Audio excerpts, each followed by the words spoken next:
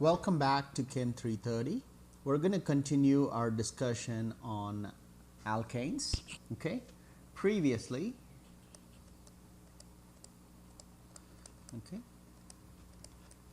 we have learned in week 1, how to write isomers. These were the major points. Second, how to name an alkane, and its derivative. And its derivative. Now we are going to continue our discussion on a couple of things quickly. One of them is boiling points. First, we'll talk about boiling point, and then in the successive videos, we will talk about melting points.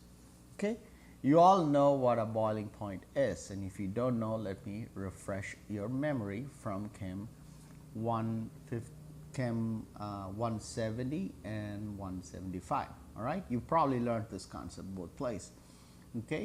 Let's say you have, this is not absolutely necessary, but I'm going to drive this point across, so in case if there's a question on any of your board exams asking about boiling point, then you can answer it. All right, so these are your molecules. Let's say these are in liquid state, because that's what you more likely associate when I talk about boiling point. Let's say this is your liquid and it contains molecules that are moving around, right? When you start putting heat, these molecules that are in the liquid state start to go into the vapor phase, or I'm going to call it gas phase. They're the same. Liquid or gas or vapor phase are the same thing. So when there is a pressure build up here, there will be some pressure building up here, which we're going to call it vapor pressure. When this pressure equals to this pressure here, which we're going to call it as atmospheric pressure. That's the pressure that's typically in our classroom. Atmospheric pressure.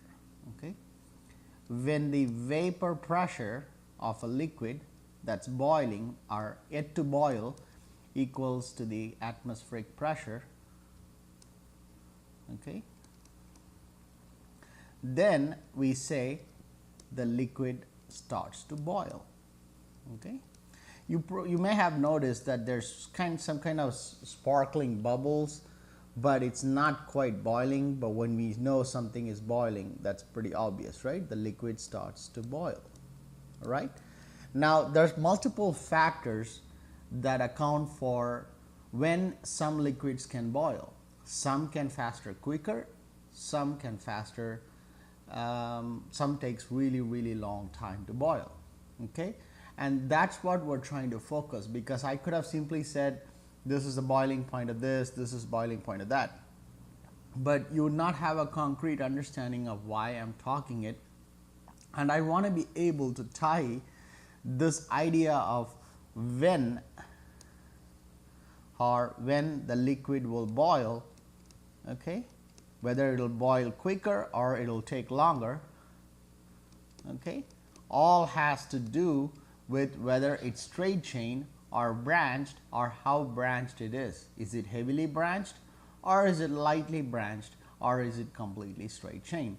So we are going to tie this idea back here, and that's very important. If you can't tie ideas back, then more likely you're going to be lost. So I've explained why some things boil. Everything, this idea is constant across the board. If something has to boil, this has to happen. So let me get my red pen and write a statement here, and this is kind of like an overarching generalized statement. When there is more branching, in the derivative, when there is more branching, there's always exceptions. We may not get into any exceptions, when there's more branching in a derivative, okay, it boils faster. Okay. And when, obviously the opposite is true, when there is less branching, or when you start to get closer and closer to a straight chain, then it takes a lot longer. It takes a lot longer, okay, to boil. Now, these are generalized statements. Why is the case? Why is branching allowing something to boil faster? Why does a straight chain allowing it to boil slower is what we're going to look at in the next screen, and then we're going to do some examples with it. All right. Okay. So let me go get my black pen. Okay. Remember I said if there is more branching, things tend to happen faster, and when there's something linear, it tends to what I'm going to explain is kind of a visual way of helping you learn. This may not be the most technically, I don't want to go into extreme technicality. It's going to confuse you. So I'm going to explain it in a more easier way. All right. So instead of, let's take a giant rock. Okay. Okay. This is a giant rock, piece of rock. I'm going to give it some shade. Okay. A giant rock. Okay, and then I'm going to take another piece of giant rock and crack it into smaller bits, finer pieces. Okay, these are smaller bits of the larger rock.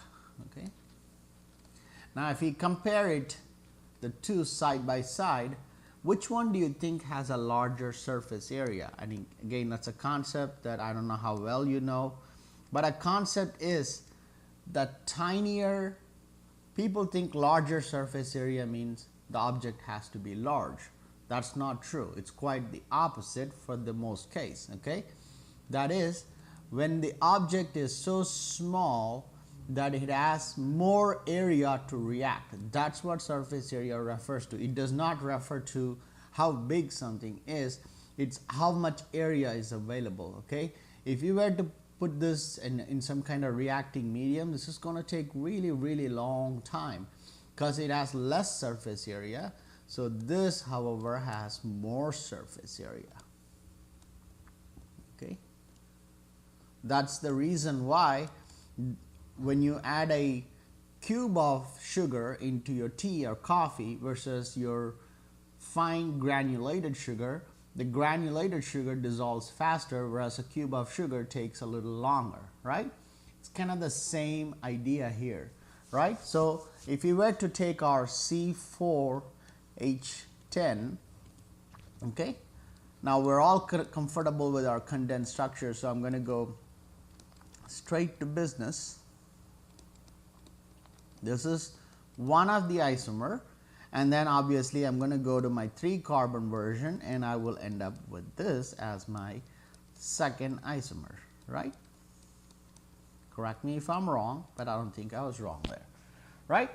These are my 2 isomers. This is a derivative of the straight chain isomer, right? We called it a derivative, right? Now, if you go by simply the statement, that itself should be enough to answer any questions on a quiz or homework. But let's take a moment just to understand so we can tie this concept together. Okay, this is straight chain. This has branching, right? This is one branching compared to this, right? So which one do you think out of this 2 would boil faster? Yes, you guessed it right. 2 will boil faster. Think of it like this is a longer earthworm and this is kind of a curled up earthworm. Okay, so all these carbons, since they're all in a straight chain, they can all react at the same time to something it's going to react with. Whereas when this is all curled up like this, all of these have a much higher surface area, a larger surface area to react, and so this would in terms of boiling, this would take less time to boil over this one. Okay, so 2 will boil faster, 1 will boil slower. Now what do we mean in terms of faster and slower in terms of a temperature? Okay, I'm going to make these numbers up. These are probably not accurate numbers, but I don't think that's really required here. The point is to understand, okay, boil faster means, let's say this might boil at say 80 degrees. Again, quote unquote, this is not the right numbers, I'm just making these up. Boil faster, whereas one would probably boil at higher temperatures. Okay, so boil faster means lower temperature, boil slower means higher temperatures. Okay, so that means 2 would boil faster over something slower. All right, so now that we have got the concept across, and I think again I'm going to leave you with maybe a C5H12. I want you to again keep practicing the idea of A, draw all possible isomers, okay, and again rename all possible isomers. Okay, this is the only way you're going to get good at learning, is go back to what you know and resurface that idea, and then rank them, rank each of your isomer and its derivative, or isomer or derivative, rank each of your isomer, okay, from the slowest boiling, slowest to the fastest boiling points. Okay, there's 3 things to do here. So go ahead and pause the video. So you're going to have to first draw the isomers, then name the isomers. Again, these are part of week 1. This is the first material we're probably learning in week 2. So you do have the information in this video on how to go about ranking them. Okay, watch that piece, come back when you have all your isomers written and name them. Go ahead and rank them. You can call them 1, 2, 3, 4 and say you have 4 isomers, 1, 2, 3, 4, and say 4 is the fastest because it has the most branching. Then you say from the slowest would be 1. Say this is a straight chain. Okay, this is a straight chain, and this has the most number of branches. Okay, most number of branches, and we're going to assume the rest are all in between. Okay, so that means your slowest boiling would be your 1, and then your 2, and then your 3, and it's in the same sequence. This would probably boil the fastest. All right, this is what I want you to do for this compound right here. I guess if you practice, by the time when we get to week 3, when you have to take your quiz or homework, you'll be ready for it because you keep practicing what you learned in the previous week into the current week's material. All right, so that's one of the first pop quizzes for you, and then we're going to continue our discussion on melting points and a few other things. All right, stay tuned.